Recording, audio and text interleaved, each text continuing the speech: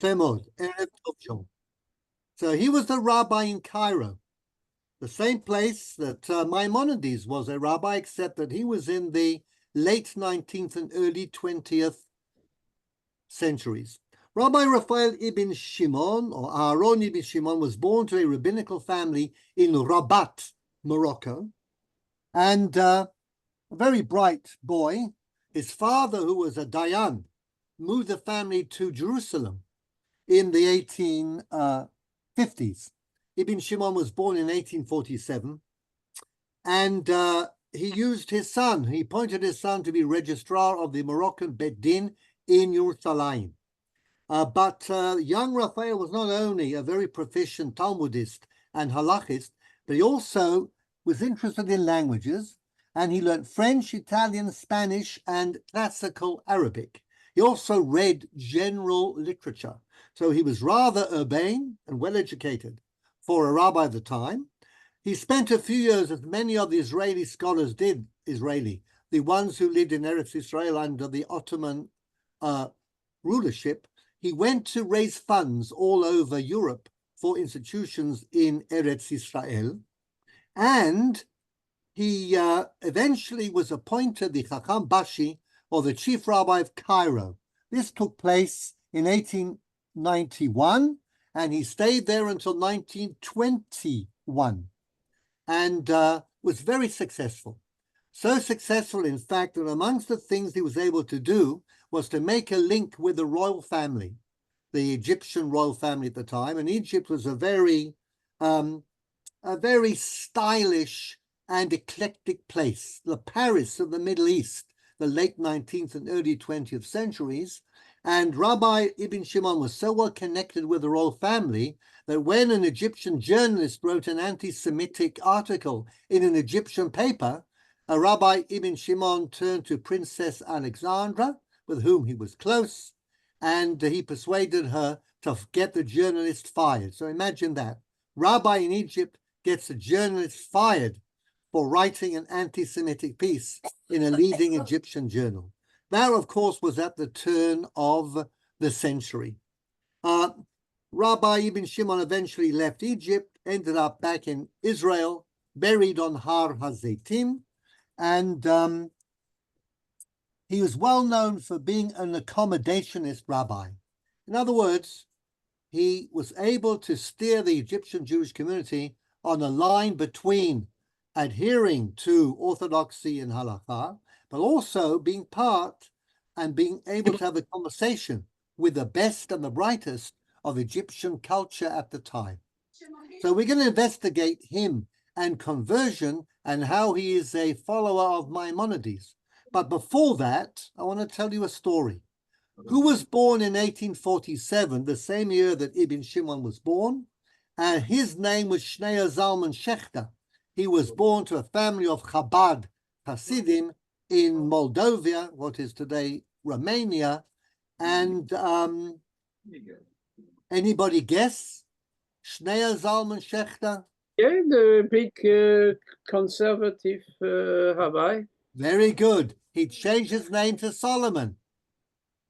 Discovered Geniza.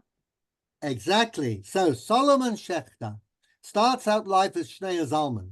At the age of 3, he reads Hebrew perfectly. At the age of 5, he knows Chumash by heart. At the age of 10, he's sent to yeshiva. Age of 13, he studies with Rabbi Yosef Shaul Natanzon of Lvov or Lemberg, the famous Lemberger Ruf. The Lemberger Ruf, as Jean tells us. Indeed, the author of Shelot Utshuvot, Shoel Umeshiv, an outstanding Galician halachic authority. He's shidduched off at the age of 18, and it's a disastrous relationship. And young Shneya Zalman flees Romania, goes to Vienna, changes his name to Solomon, and starts learning secular subjects. Now, from Vienna, he goes to Berlin. More opportunity. There's a seminary run by Abraham Geiger, the head of the early reform movement. But Solomon Shechter is not happy. He loves halakha, but not too much. and he loves the warmth of Hasidic prayer. And he doesn't find that in German high church, as it were, reform. So he's a bit at a loss when a young Englishman called Claude Goldsmith Montefiore, don't know what that name means anything to anyone, Brian, okay, turns up in Berlin. He is a very left-leaning, quite a scholarly member of the Montefiore Goldsmith family, very famous in Anglo-Jewry, and he spots Solomon Schechter, says, I want to take you to London and I'll let you research all of your texts that you love, Syriac, Aramaic, Hebrew, in the British Museum. And Solomon Schechter jumps at the opportunity. So in 1882, I think, he goes off to London, okay? And he sits in the British Museum, and he gets friendly with the leading lights of Anglo-Jewry at the time in the rabbinic world. Who's the chief rabbi at the time, 1882? Herman Adler, the son of the famous Nathan Adler. He also makes friends with Moses Gaster, who's the Chacham, the head of the Spanish Portuguese. And who is the head of the reform? Albert Lowy. He makes friends with him as well.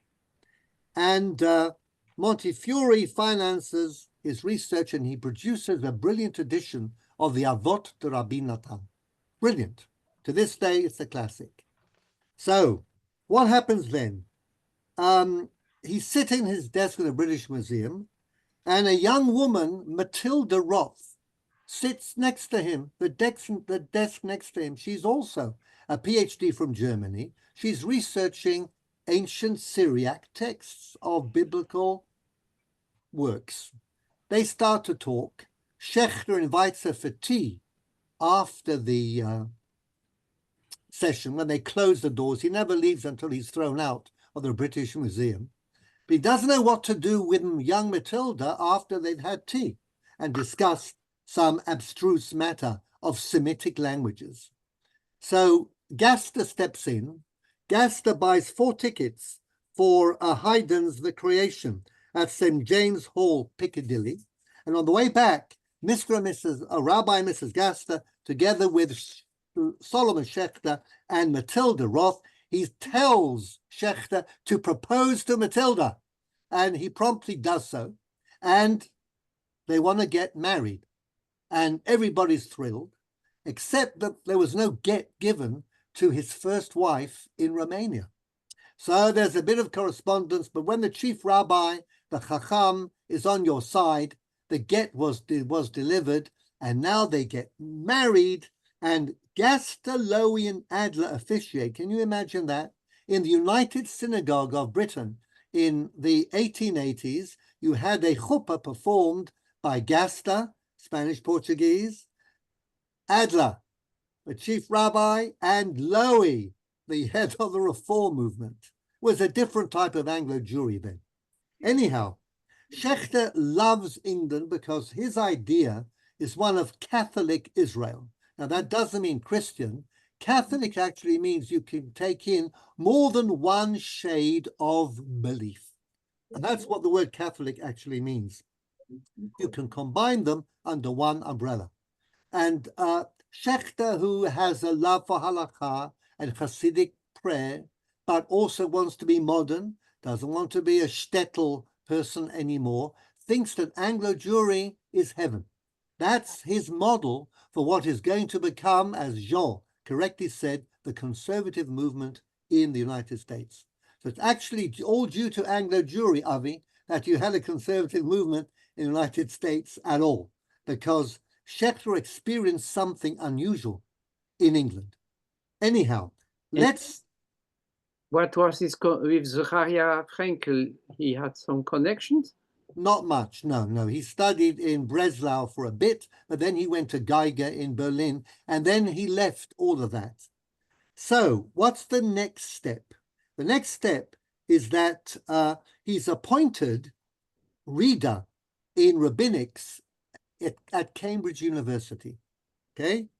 At St. John's College, and the rather stout and portly master of the college, somebody called Charles Taylor. Taylor takes a liking to young Schechter, who's very abrasive, actually, but he's very brilliant and always rushing around, thrusting his huge head with its long beard into parlor meetings and embarrassing all the very correct English people with his vast knowledge and his ability to be original. Eventually, as he's sitting and studying in the library in St. John's College, two Anglican sisters, Presbyterians actually, Agnes Lewis and Margaret Gibson, want to have a word. Dr. Schechter, they say, we've just come back from the Holy Land. And guess what?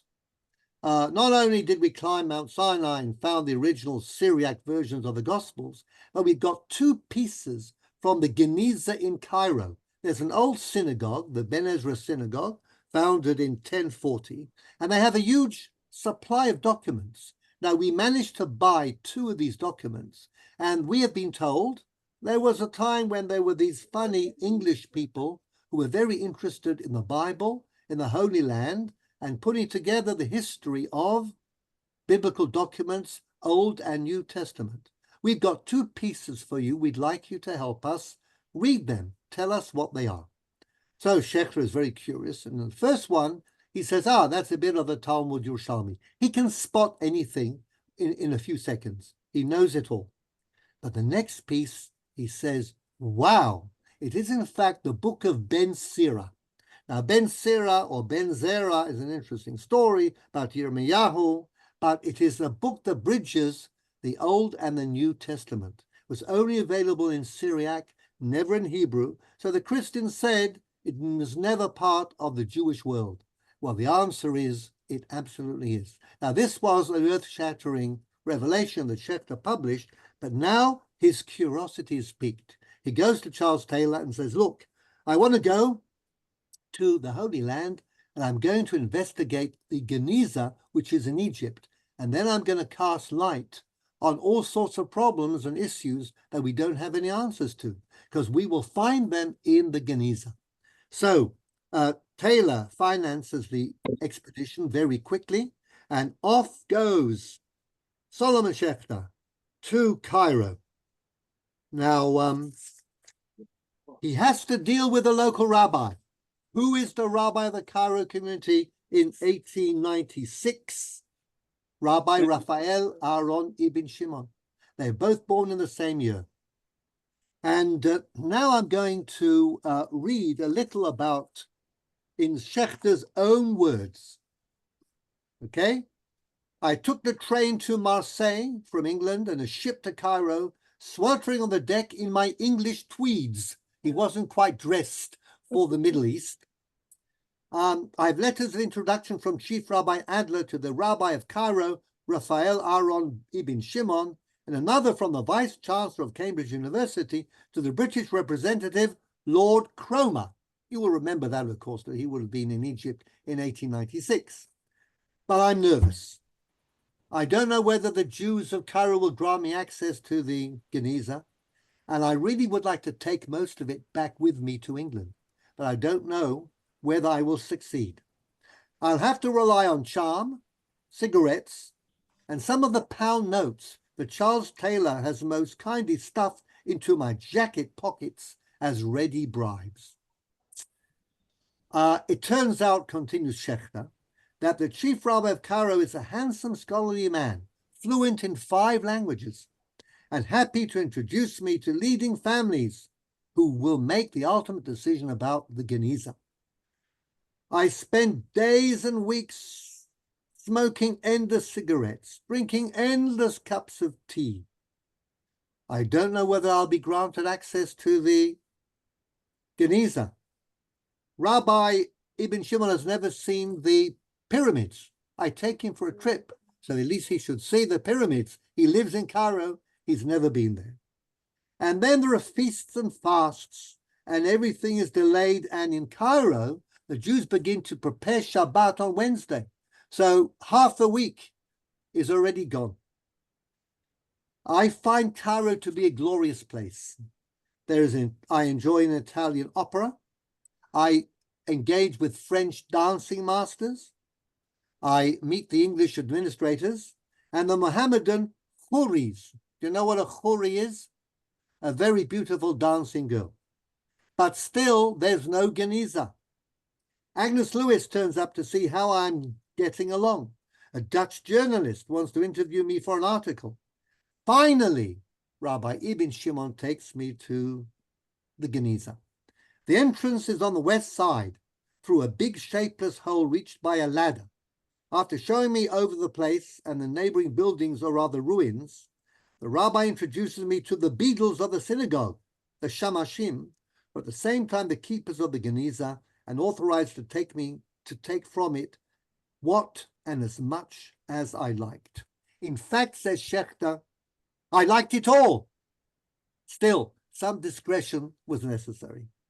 I'd already indicated the mixed nature of the Geniza, but one can hardly realize the confusion, but it is the battlefield of books and literary productions of many centuries.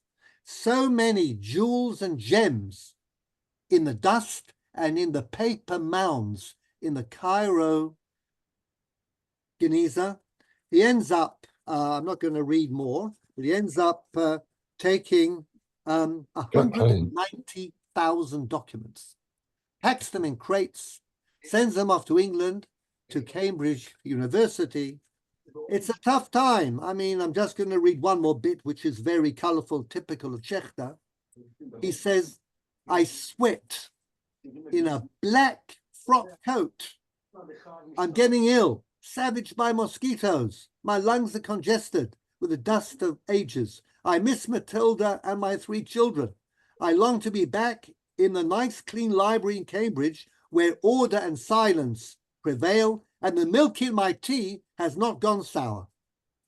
So there we are. Rabbi Raphael Ibn Shimon helped Solomon Schechter make the most dramatic discovery in Jewish literature of centuries. The Geniza gives us the Tshuvot of the Gaonim, gives us the autograph of the Rambam, gives us so many texts that we are still working on today, and helps us construct a historical picture of life of Jewish communities in the Mediterranean area over a period of hundreds of years. So this is the story I wanted to tell. Schechter, by the way, went on after he published many of the bits of the Geniza. He was appointed lecturer at University College London, but then he was tempted to the United States. He became the head of JTS, the Jewish Theological Seminary, set up a conservative movement with the idea of preserving halakha and the warmth of Jewish tradition, but making things modern, okay, and accommodatable to American life. And there are several schools in the United States that are named after him, the Solomon Schechter Day School, and he died in 1915, and he was buried in the Mount Carmel Cemetery, I think, in Flushing, Queens. So there we are. That's the story. Now we are going into the screen share, and we'll read the first tshuva, okay? This is Rabbi Raphael Ibn Shimon, and we're back to the topic of conversion to Judaism and ulterior motive. Achen benidon sheish Yisrael nilkad ba'avat bat nechar. Now, I described Cairo.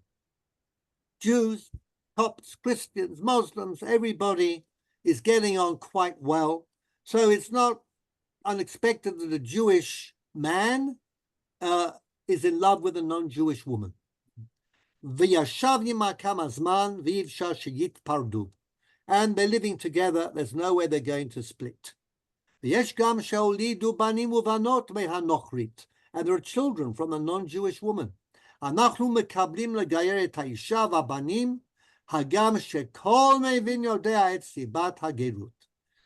will convert the woman and the children, even though we all know that the motive is an ulterior one.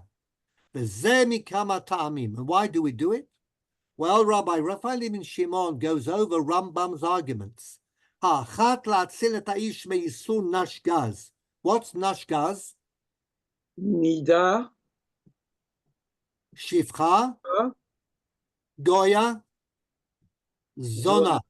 Okay, Nashgaz. So living with a non-Jewish woman, there are a lot of sins involved, okay? Basically, she's a Shifcha, a Goya, a Zona, and a Nida. All right. Gamatarat Zaro Mikanu Laba. Now, here is the demographic. The children will be lost to the Jewish people unless we convert her and them. Shenit, ki choshishim alachnu shim lo nekabel oto litgayer chas v'shalom yishtamed v'yamir dato habal. Well, then the Jewish husband will say, well, okay, if the Jews won't have me, well, the Muslims will, or the Christians will. כי יהיה אחרי זה אנוס בדבר, למען יישא אותה בדת הגויים, למען תכיר הממשלה את בניו דורשי נכסיו אחריו. Now we get to the crux. The system in the Middle East has always been that marriage is in the hand of Jewish communities, of religious communities. It's the millet system, and it is true today. Okay, that's why in Israel, if you are Jewish, you go to a Jewish bet din. If you're a Christian, you go to a Christian court, and if you're a Muslim, you go to a Muslim court. Okay, marriage and divorce right through the Middle East is a religious matter. So this couple wants to be registered as married because they want their fortune to go to their children. And unless your parents are legally married, you will not get their estate. It will go to the state, that is the king and the royal family. So they need to be married, and it needs to be in a religious ceremony. You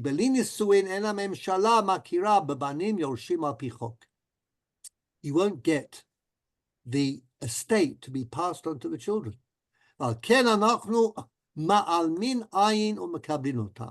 Now, mark that phrase. We pretend. We turn our eyes away from the truth.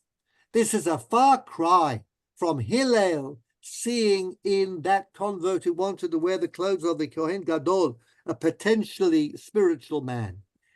From Rabbi Chia, the expert prostitute who gave everything up to go and look for morality. This is a pure commercial social thing. And yet, Rabbi Ibn Shimon makes no bones about the fact that he's going to be ma'alim ayin, u'mekablim otam.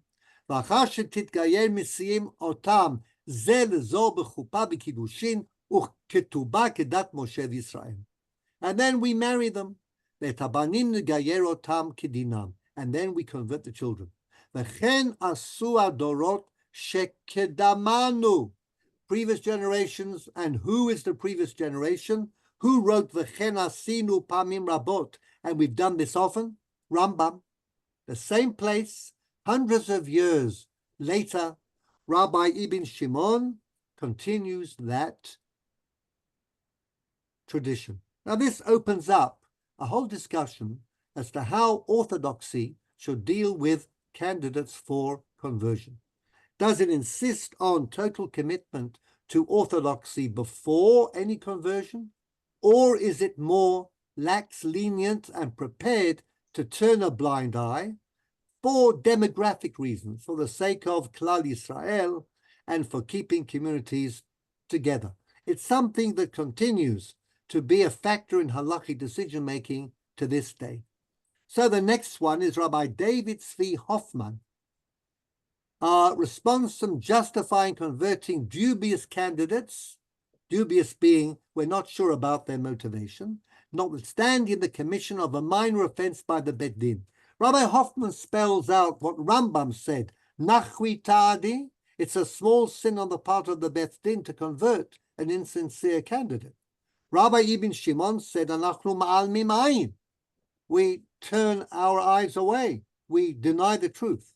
And Rabbi Hoffman will be talking about a small sin, okay?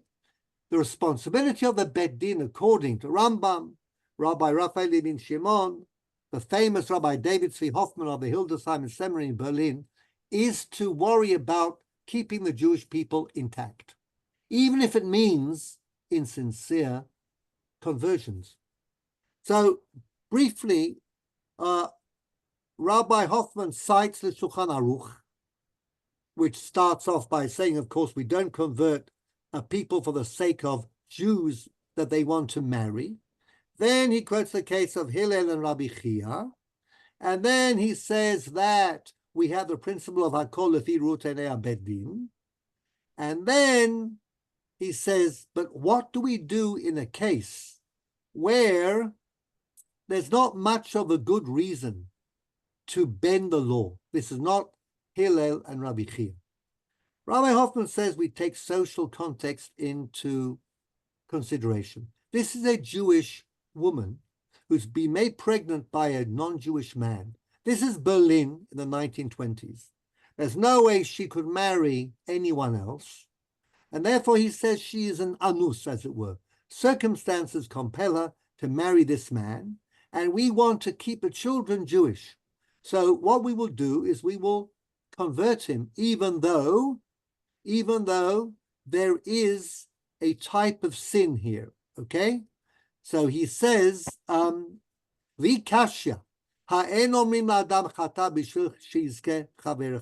what responsibilities does the Beth Din have to somebody who's gone off and had an affair with a non-Jewish man, become pregnant, and then realizes that she has no option but to marry him, and can only do so, as far as she is concerned, in a synagogue, okay? And why should the Beth Din bend over backwards to help her out? So what Rabbi Hoffman says is that we do take this type of situation into account. We have sympathy for the woman who has no recourse in the 1920s in Berlin except to marry the man who made her pregnant. We all know the term shotgun wedding, correct? Marcel, what is a shotgun wedding? Hello? Shotgun wedding, what's that? When the father of The father of the bride, of the woman, with a shotgun ready to kill the man if he doesn't marry her. Because she is pregnant. She's pregnant, Yes. Exactly. So, in other words, this is the old-fashioned way. If you made a woman pregnant, you got to marry her. Okay? Yep. So, Rabbi Hoffman says in this type of situation, we have sympathy for her, and we also want to save the children. Va'od de'im tinasei legoy, gam zara shemitzad adin hem Yehudim gemurim, yu nimshachim avihem legoyuto. If the father isn't converted, and we leave the couple, then they'll marry in some type of religious ceremony or not. Won't be Jewish. The Jewish children will not get a Jewish education. V'yu poshim ve'elatzon machatu. Al ken tov sheyasu bedin isura zuta. Notice that phrase. Rambam said a minor sin, nachwi tadi. Rabbi Prof Ibn Shimon said ma'al mim ayin. Rabbi Hoffman says isura zuta, a light prohibition, lekabel et hager. So this is one aspect, shall we call it the demographic school, of dealing with candidates with an ulterior motive. My final authority here is Rabbi Menachem Mendel Kirschbaum, born in Poland, one of these Polish Iluyim, and he was invited by the general community in Frankfurt, not the Hirsch community, but the general community, the rabbi of whom was Rabbi Jacob Hoffman, no relation to David. And he was made the Dayan of this general community. And he had to deal with various halachic issues that came up fairly often. Eventually, he was picked on by the Nazis, and he was actually murdered because he wasn't carrying his pass to the synagogue on Yom Kippur, as somebody was not required to be deported and sent to a death camp. And one connection that's maybe known, Shmuley, is Shmuley here? Yes. Did you know somebody in Englishman Akiva called Linda Curzon? No. No. Oh, Okay. the daughter of Lord Curzon. No, this is Leslie Curzon, who was the Gabbai of Egerton Road. No, not Right, my part well, of the world. Eliezer was born in Poland, came to England, changed his name from Kirschbaum to Curzon, like the Lord. So he actually was the son. So Linda was the grandson of the Menachem Meshiv. He wrote a volume of Responsa, one very interesting one on converting candidates with an ulterior motive. Jack, can you please unmute and read us Rabbi Menachem Mendel Kirschbaum? Rabbi Menachem Mendel Kirschbaum, 1894 to 1942, Responsa on converting candidates with ulterior motives to prevent them going to the liberals. If the candidates are accepted by the liberals, they will not be considered converts according to halakha, but will nevertheless appear as Jews on the community rolls and will eventually intermarry into the community. And remember, Frankfurt Jewry, before the war, had two parts. There was the Hirsch community, the Auschwitz-Gemeinde, which kept itself separate. And unless you were committed to halakha, you weren't allowed to be in that community. But the general Gemeinde, okay, was mixed. There were Reform, Liberal, Orthodox, more Orthodox, less Orthodox. This community was in danger of becoming a community in which some would be halakhically Jewish and some would not, because there was a lot of intermarriage with non-Jews. So what do you do about that? Rabbi Kirschbaum was, as I said, an eminent Polish Dayan. Okay, he says, as such, Jack, please, it is of concern to us. As such, it is of concern to us as a community, and we should therefore accept these insincere converts without checking on their motives. Now, insincere acceptance of the commandments does prejudice the conversion in the first instance. It's only milikatchila, as we learned in Masechet Yevamot, Daf Kaf Daled. Okay, in the first instance, we do not accept a candidate with an ulterior motive. But after the fact, b'diavad, then if the conversion was an Orthodox conversion, in front of three male dayanim, the males had brit milah and dipped in a mikveh, females were dipped in a mikveh, then it is a valid conversion. Okay, even if the motive was not sincere. If the person, however, if the person concerned will persist in the desire to convert to the extent of going to the liberals who are not concerned with ulterior motives, then we should accept him without any inquiries, for in any case, he will be converted post facto. So the integrity of the community is what drives Rabbi Kirschbaum to say, let's accept converts with ulterior motive. Better that, and they should be halachically Jewish, than they should be converted by liberal or reform and actually still remain, halachically speaking, non-Jews. In my opinion, Jack, please, in my opinion. In my opinion, it is better that the conversion be done by a non-expert, not the standard best in court, in order to ensure that the post facto validity for conversion. Now, Kirschbaum had an interesting idea. He said, you know what, it's not really hasnished for a proper bet din to accept these dubious, these suspicious converts. But let's set up a special court, like a bet din miuchad for inyanei giyur, a special court where we're going to have non-experts, not great halakhic authorities, but kind of middle-level rabbis. And everybody will say, well, what can we expect from them anyhow? And in that way, we'll keep the good name of the halakha, and we'll also keep the community together. And this is the idea of what we have in Israel today, the special beth dins for Giyur, okay? That Giyur is handled by a whole set of Batei Din, and as we will see probably next week, this caused a big problem a few years ago when that system of special Batei Din for Giyur came under attack by a Haredi Bet Din Rabbani, okay? Rav Druckmann was implicated in that, if you remember. So, Jack, Rabbi, can you Rabbi please, Sherman. Rabbi Sherman, Rabbi Isra, okay, and Rabbi Schoenfeld were the three Haredi Dayanim who attacked the special Batei Din for Giyur. And they implicated Rav Druckmann, called him a Rasha, an evil man, and we talk a little about that too. Okay, thank you, Robert. And Jack, can you finish off, please? Because this is our connection with Rabbi Raphael Ibn Shimon. And I have seen in the Ve Shalom a book recording the customs of the Jews of Thebes. Thebes, which is in the Ve Ammon, which is Egypt. That this was their practice, and they found support for it in the Responsa of Maimonides.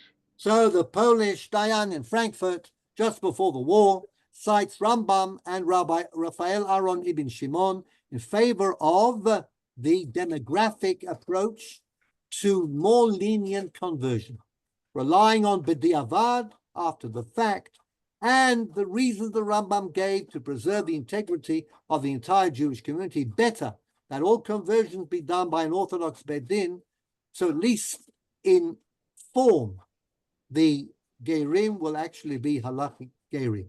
But the rabbi who objected to this takes us all the way to Zurich.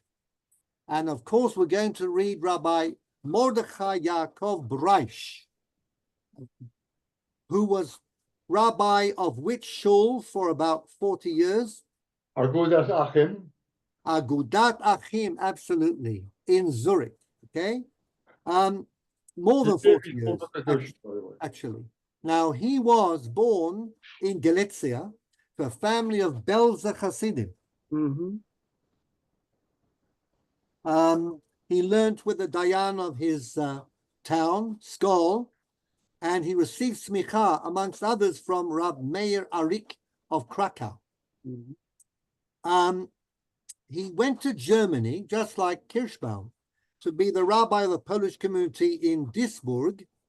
But in 1933, when the Nazis came to power, was publicly humiliated, his beard was cut on the street, was forced to clean the gutter with a toothbrush, and he decided to leave. So he left Germany, he went to Antwerp for a bit, and then he went to France for a bit, and then in 1935, he received an invitation to become the rabbi of Agudat Achim in Zurich, okay, which actually at the time combined all the Hasidic communities in Zurich. Is that correct? That's the impression I get, that they put all the Hasidic communities together and they called it Agudat Achim. Correct.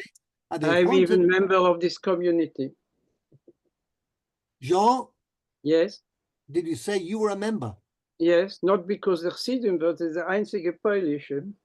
Okay, because of the Polish connection. All right. So there we are. The very Hamish, Polish shul and very frum. Very smart. I had the honor of receiving Chuppah Kedushin from Rav Breish. Well, there we are. Okay. Rav Breish was a great Talmid Chacham, no question. He wrote a series of tshuvot called Chelkat Yaakov, Chelkes Yankiv, okay, as it is known in the Polish yeshiva world. He is connected by marriage to the Soloveitchiks and to Dain Weiss of Manchester.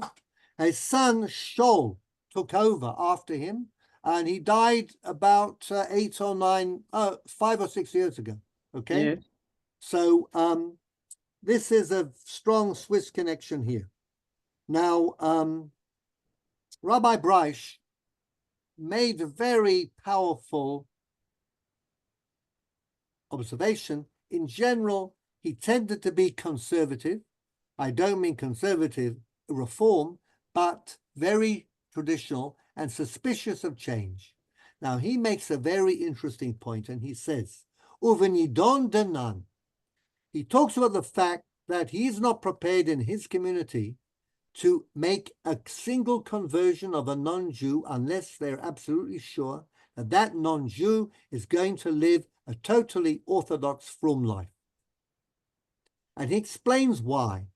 And he says, any giur that's done with a couple who have an ulterior motive, say it's a Jewish woman and a non-Jewish man, or a Jewish man and a non-Jewish woman, they are not going to take Judaism seriously as a religion. They're going to be a Yehudi Lu'umi, a national Jew. They want to be Jewish for all sorts of reasons, but not because they want to keep halakha, because they want to belong to the Jewish nation. And he says this is a very dangerous thing to permit. What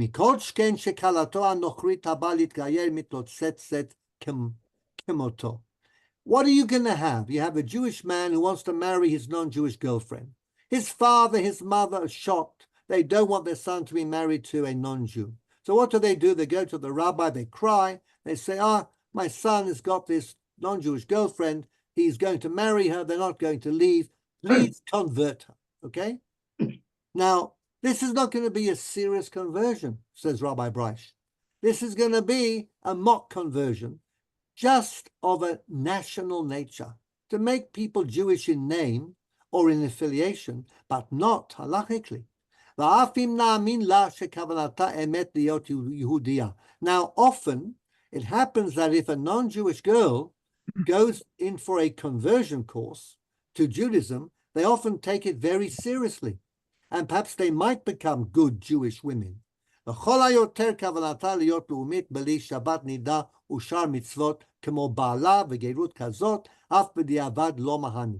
says, but they don't understand what it means to be halachically Jewish. All the laws of Nidah, the laws of Shabbat, and all the mitzvot, and the husband, the Jewish man she's going to marry, he doesn't care about these things either. So what have you gained? Okay? Now, how about Rabbi Raphael Ibn Shimon, Rabbi Menachem Mendel Kirschbaum, Rabbi David Tzvi Hoffman, the Acharonim Shekirkeru Bazeh, that dealt with this and tried to find ways of justifying this type of conversion. Imutar Gairam, the Shemishut, and they did convert people who were interested in marrying, and that's why they were converting. Davka ba'ofen sheyesh lachshov asher kavanatam liot geirim gemurim. Rak hasiba hayta l'shem ishut. Now, Rabbi Prof says these are precedents from the past. In the past, even if your motive was an ulterior one, once you converted, there was no option but to live a religious life in the religion you had converted to. Converted to Judaism, doesn't matter what you thought inside. You had to live as a Jew and do Jewish things, and most Jews in the past kept halakha, but today that's changed. You can be lenient. We're talking about motive, but after you've converted, there's not much choice but to act in a Jewish way. Then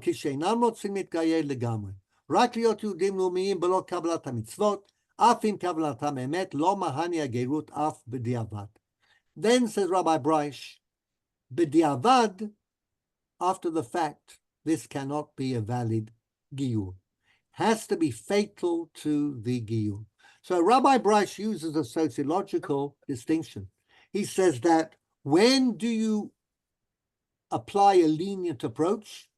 When you live in a society in which you don't have a choice to act other than in a religious fashion.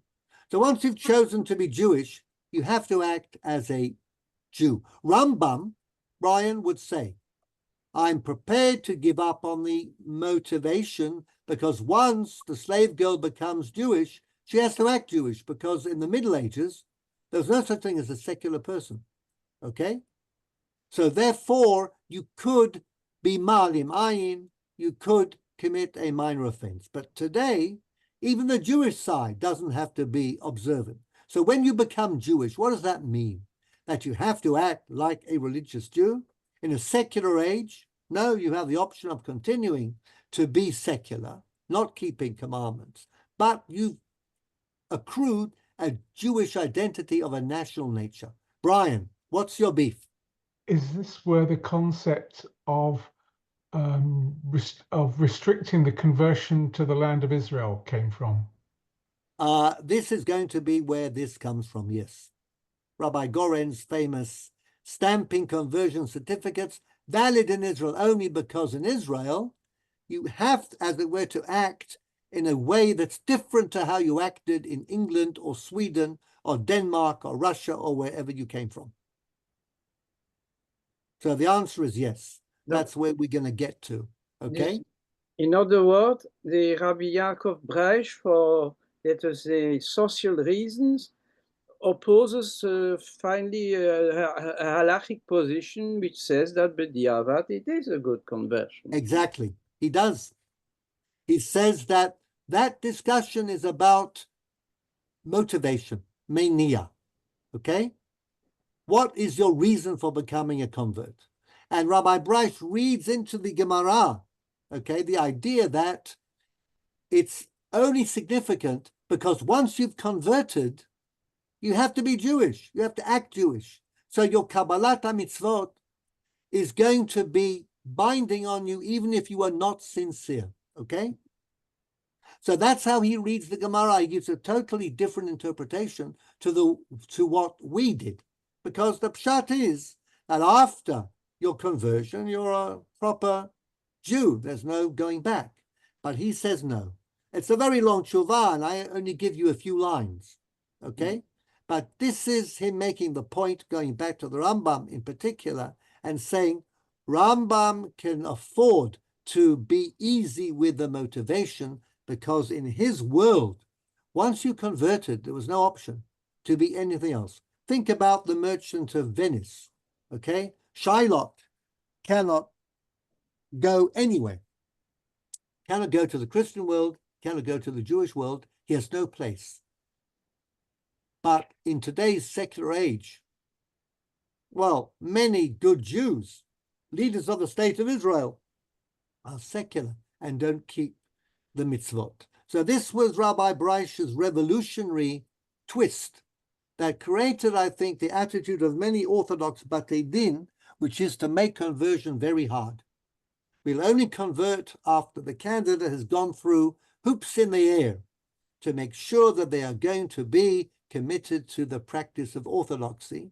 And usually they are, but then you have a very small number of converts, the London Beth Din being an excellent example of that type of approach. You have a small number of converts and you have a huge intermarriage rate. So it's an interesting question. We're not going to resolve that now. But I would also like to say that Rabbi Hoffman is presented here like a very, let us say, open-minded man and progressive. But on another point, I looked at it at the beginning of the 20th century. He was also asked about by the Rabbi Weisskopf from Paris about Kiddushin al Tnai, and he has a very conservative and not progressive position. that is true, because that became a major issue differentiating Orthodox from liberal, from reform, from any type of change. So it became a cause célèbre. And once you have a cause célèbre, it's more sensitive than other issues, okay? So Rabbi Hoffman is fairly consistently lenient in relation to Giur, and there are a couple of other issues in which he was fairly lenient. But when it came to solidarity with the Orthodox rabbinate, Ein Tanai Benisuin, then he towed the line because he didn't want to be cast out, because this was, as I said, a cause célèbre. So we're going to conclude probably with Rabbi Unterman. Okay, Rabbi Unterman came from Slutsk in Lithuania, eventually made his way to Liverpool in England. Okay, and a very prominent posek, and the Unterman family, rabbis in the United Kingdom. Issa Yehuda eventually went on to be the Ashkenazi chief rabbi of Tel Aviv, and then the Ashkenazi chief rabbi of the state of Israel. Okay, he learned English very well. He was a very cultured and scholarly, erudite gentleman, rabbi, And he basically took the model that we saw in Rabbi Kirschbaum, to a lesser extent, Hoffman, and then Rambam and Rabbi Raphael ibn Shimon, and he established the special conversion programs in Israel. Now, what were his reasons for so doing? Well, Rabbi Unterman makes the following points, and I'll just rehearse them for you. He says, I make a strict distinction between Chutz La'aretz and the state of Israel. Okay, this was written in 1971, when the doors of Russian Aliyah, Soviet Aliyah, were beginning to open. Okay, and the prospect of Jews coming out of the Soviet Union was a real one for the first time, the early 70s.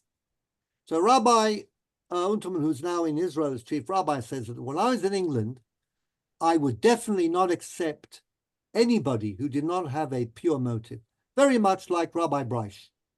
Okay? And the reasons I had was because all it would do would be to encourage intermarriage. In other words, Jewish boys would say, okay, fine, I can make a relationship with a non-Jewish woman, and then I'll convert her, and she'll be married, and we can continue living in the way we have lived in the past. And I don't want that to happen, because that would dilute the Jewish community. Jewish community is trying to fight off assimilation, and if we encourage insincere conversions, then assimilation is going to be rife in our ranks. Everybody will be assimilated, and the core community will disappear. Number two, the converts in England converted in Liverpool, say, but they stayed in the city of Liverpool. The same family, the same football fan club, the same pub, everything is the same. So what inducement do they have to undergo a real change? They don't. So therefore, I was very strict when I was in England. But in Israel, I have a very different view. One, the community in Israel is Jewish.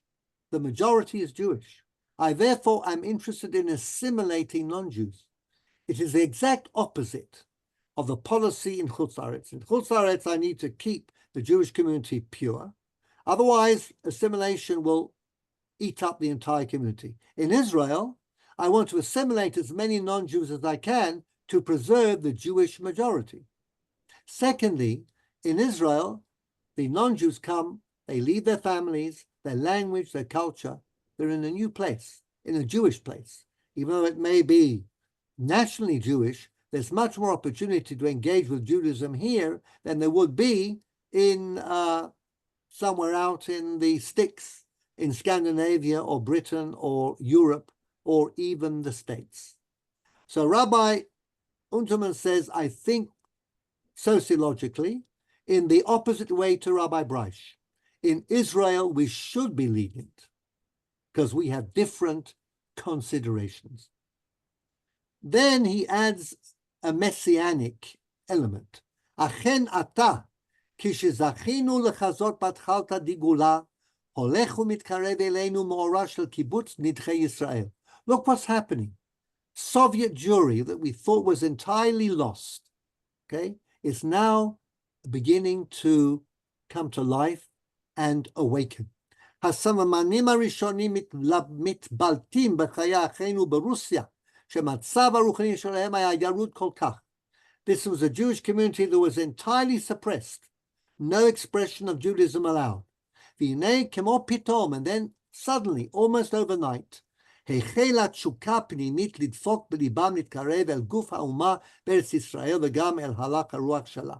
Rabbi Unterman wants to see in the Soviet Jews reawakening not only a desire to leave Soviet Russia and to come to the free world, but also to connect with the spirit of Judaism. ובכן אנו מצפים לתנועה כבירה בין היהודים לעלות לארץ וזה מחייב אותנו. And what is our responsibility? Just like Rabbis Hoffman and Kirschbaum and the Rambam we, the Orthodox establishment, have a responsibility to extend the opportunity for an Orthodox Giur to these Jews as well. Okay, they may look as if they're only national, but underneath, we're looking at a messianic turn of events, and we therefore have to litazer b'savlanut hanovat me'avat Yisrael amuka. We have to be patient. We have to wait for the connection to become realized. We have to love Israel in a deep way, all Israel. La'arot lahem panim masbirot im rachashei achva. Brotherhood and a welcoming face. So what do we have to do? La'achin ulpanim ligiur. We have to set up an ulpanim for giur. That's places where non-Jews can learn in a fairly short time Judaism, and also batei din miuchadim. As Rabbi Kirschbaum said, this goes back to the Rashba actually. Batei din shel hedyotot. Rabbinical courts that will deal only with conversion and will deal with it from a communal integrity aspect rather than a purely halachic and ritual aspect.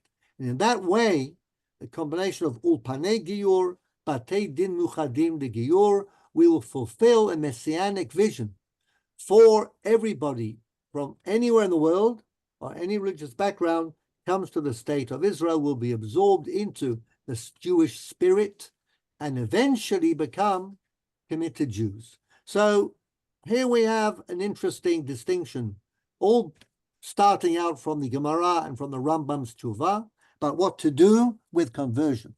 And the last bit, we have in a few more minutes. Brian, I'd like you to read because you mentioned this earlier. 6. Rabbi Shlomo Goren, who came after Rabbi Unterman as Ashkenazi chief rabbi of Israel, said the following. That limitation introduced by the present writer in conversion certificates has aroused a storm over the halachic significance of the proviso and the reasons for its inclusion. Now, Paula Cohen, what was the case?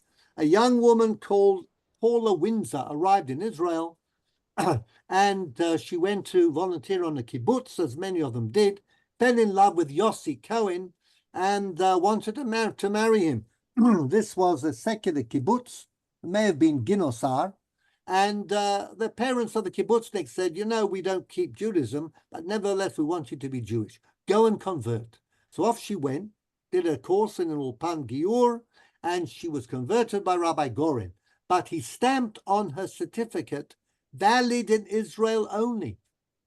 Does that mean that you're only Jewish when you're in the state of Israel? When you get on the plane and you fly out of Israel's territorial waters, you can then revert to eating ham and enjoying non-Jewish pleasures. Well, aren't all the mitzvahs only chal in Israel anyway? Shmuley, I don't know where you got that idea from. Some perhaps, but most of us believe that they do extend. And anyhow, in matters of personal status, we would be very odd, as I said, to be a Jew in Israel, and then when you leave its territorial waters, suddenly you're a non-Jew, okay? But Rabbi Goren, you can see where he's coming from. He wants his converts, because there are all sorts of people, okay, coming to Israel, falling in love with the land and somebody, and an Israeli, and they want to convert. He says, I'm only going to be lenient with you, give you a 6-month course in Ulpan, and then a conversion by an Orthodox Bet Din, which doesn't ask too many questions, because you're going to stay here in the state of Israel. But if you leave, and Paula Cohen and Yossi Cohen left Israel and went back to Newcastle on Tyne. And tried to get their kids into the and then King tried to David get school. their kids into the Jewish school. The chief rabbi at the time, Sir Emanuel Jacobovich, said no, because, you know, you're not Jewish, your conversion was only valid in Israel, and anyhow, you're married to a Kohen, he shouldn't have married you. And then she went, of course, to the court, the English courts, and they said, ridiculous, what's going on here? So Rabbi Goren tried to write a defense, and this is how we will end up today's session. Now the Jerusalem Talmud omits all the Babylonian Talmud's anti-conversion statements, from which it may be concluded that in the land of Israel, no request for conversion should be rejected, even if there is reason to suspect that it stems from romantic reasons or some other ulterior motive. In Babylon, however, the convert remains in the bosom of his family. Very reminiscent of Babylon- Rabbi Unterman, right? And your cat, Brian. And my cat, who is Jewish. Excellent. The convert remains. The convert remains in the bosom of his family. Hence, in Babylon and in other diaspora countries, the conversion cannot be trustworthy, but converts who live in the land of Israel can be expected to be absorbed amongst the Jews and to divorce themselves completely from their Gentile families and their way of life. Here, conversion is more reliable and promising. Israel. Hence, we decided to grant the many requests for conversion that had been submitted in Israel. This was after the applicant had completed a year-long course, and we inscribed on conversion certificates the limitation that the document would have no validity outside of Eretz Israel. As for the woman proselyte in London, the condition we laid down is a binding not only from the halachic and national perspectives, but also from the point of view of individual probity. I'm stopping the share. Rabbi Goren tried to defend himself in the English court, and he tried to argue that the woman made a promise to live in Israel, and therefore she shouldn't have left. And halachically speaking, there can be no valid marriage between a convert and a Jew, and Yossi Cohen, who was a Kohen, shouldn't have married Paula in any case, but he stopped stamping certificates valid in Israel only. And all I wanted to do by bringing this to your attention is to show you what the motivation behind the motivation for conversion is, that there is a fundamental distinction between the diaspora and Israel, and that's the framework for modern halachic approaches. I'll talk about the crisis that happened in the state of Israel and a little about the Syrian Jews in the Northeast, and a little about the Denver project, a couple of other things to round up this issue next week. Same channel, same time, all being well. We'll continue, and then we'll go back to the Rambam and look at his responsum on Karaites, and again, see how he deals with the way in which we connect or disconnect with communities that are not like us, okay? But the question is how we should deal with them. Okay, that's it for tonight, folks. Any questions, comments? Just a question. Back to Paula Cohen. Did the Beth Din take in any account of the fact that there were that there were children involved? The Beth Din where? In London. In London said, yes, they're not Jewish. That's exactly what the Beth Din said. It didn't take any account to preserving their Jewish identity. Their mother is not Jewish, so they are not Jewish. They are Gentile. Rabbi Hoffman's case was a case in which the mother was Jewish, and therefore the children are halachically Jewish, so let them have a Jewish father. Similarly, the case of Rabbi Raphael ibn Shimon. The Rambam, however, his case was a non-Jewish slave girl, okay? But his focus was on, again, saving the Jewish man. And again, you could say with Rabbi Breish that in the Middle Ages, motivation wasn't that important, because once you became a Jew, you had to act as a Jew. There's no way of acting in any Spinoza, for example, when he was thrown out of the Jewish community, had no real connection with anybody at all. Except for Leibniz. He wrote letters to Leibniz. But you had to be very strong to put yourself out on a limb. His younger colleague, Uriel da Costa, was also excommunicated, committed suicide, because there's nowhere to go. If you remember the, I don't know whether it's Martin Scorsese, the film, The Merchant of Venice, at the end of the last clip, you see Shylock basically thrown out of the Jewish community, cannot go into a church. He has nowhere to go. and he's lost his daughter. So that's what Rabbi Bryce meant, okay? Whereas that whole issue with Paula Cohen, the Beth Din in London, Rabbi Jacobitz said, well, she's not Jewish. And at the time that she converted, she said she's going to accept the old mitzvot, the yoke of commandments, but she knew very well she was going to be married to Yossi, who is a Kohen, and that shouldn't take place. So, you know, we don't have any sympathy for her at all. But she was quite tenacious. I think it occupied the Anglo-Jewish press for an entire year. Then there was a single edition of the Jewish Chronicle for a year that didn't carry something about the Paula Cohen case. And it may have put quite a dent in Rabbi Jacobowicz's reputation. Whatever. Nadia was a governor on the King David School. Okay.